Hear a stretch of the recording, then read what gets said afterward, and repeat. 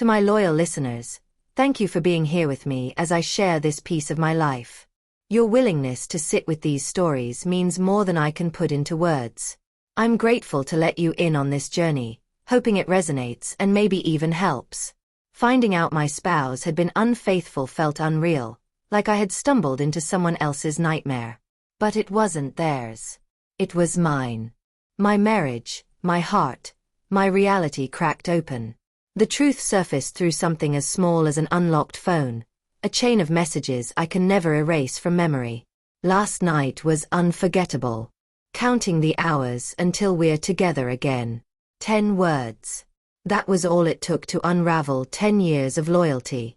When I confronted her, she didn't cry, deny, or invent excuses. With a cold stillness, she said, "I stopped loving you years ago." No apology. No tears. Just a shrug that cut deeper than the affair itself. That night I grabbed my keys and walked out, retreating to the only place that didn't suffocate me, my office. At first, I told myself it was temporary, a night or two at most. But the office, with its neat desk, colorless spreadsheets, and quiet inbox, became my refuge. Unlike my home, it didn't lie. It didn't wound me.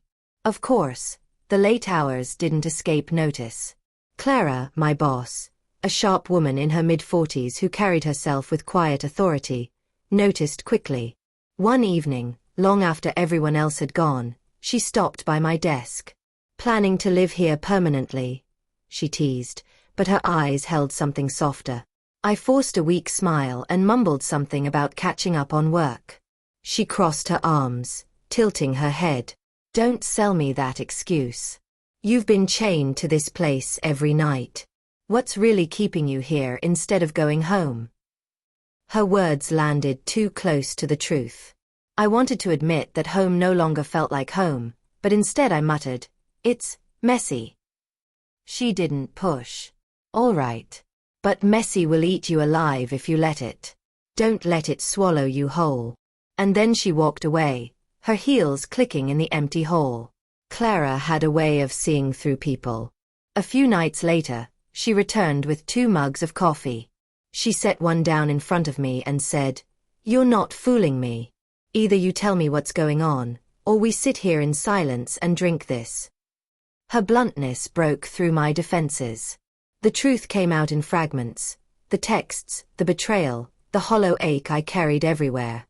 She listened without flinching, without pity. When I finished, she leaned back, her voice steady but warm. "She's the one who lost something. Not you. You're stronger than you realize." For the first time in weeks, I felt seen. Not as a discarded husband, not as a man stripped of worth, but as someone still standing.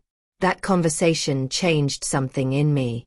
From then on, Clara made sure I didn't disappear into isolation. Some nights we'd drink coffee and talk about anything except my pain. Other nights her assistant, Jenna, would join us. She was young, full of energy, her laughter lighting up even the dullest rooms. The 3 of us would sit in Clara's office, ordering takeout, swapping stories that had nothing to do with deadlines or reports. Slowly, I started breathing again. It wasn't about romance. Not yet. It was about surviving. About being reminded I wasn't invisible. But closeness has its own way of reshaping things. The more time I spent with Clara and Jenna, the less the office felt like a cage. Instead, it felt like the place where I was learning how to rebuild. One night, after Jenna had left, I stayed behind in Clara's office. The city's lights shimmered through the tall windows, casting a glow across her desk.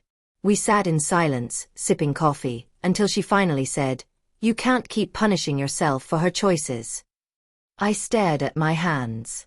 I don't even know who I am without her. Clara leaned closer, her gaze steady. "Then it's time to find out." Her voice carried no pity, only challenge, a spark I hadn't felt in years. My wife had stopped seeing me long before I caught her. Clara, though, refused to let me disappear. That night she rose, walked around her desk, and said words I'll never forget. "Come with me instead." She wasn't offering an affair. She was offering a way forward. A hand out of the ruins. An invitation not to waste another moment in the shadow of betrayal. So I followed. We stepped out into the crisp night air, wandering the quiet streets. We talked about everything. Dreams, fears, silly nothings, heavy truths. For the first time since my world had caved in, I felt untethered from the wreckage. More than a man who'd been deceived. Months went by. Then, one day my wife reached out. Tears in her eyes, she begged for forgiveness, called it a mistake. Once, I would have folded. But Clara's words rang in my mind. Come with me instead. Not with her, not with anyone, but with life itself. So I told my wife no. I told her I deserved better. And when the call ended, the silence that followed wasn't heavy, it was freeing. Clara and Jenna hadn't saved me. They'd reminded me that I could save myself. That betrayal doesn't define you, your choices after do. My wife's infidelity was the spark that began this story. But the ending, that belongs to me. And I choose to step into a life that I define.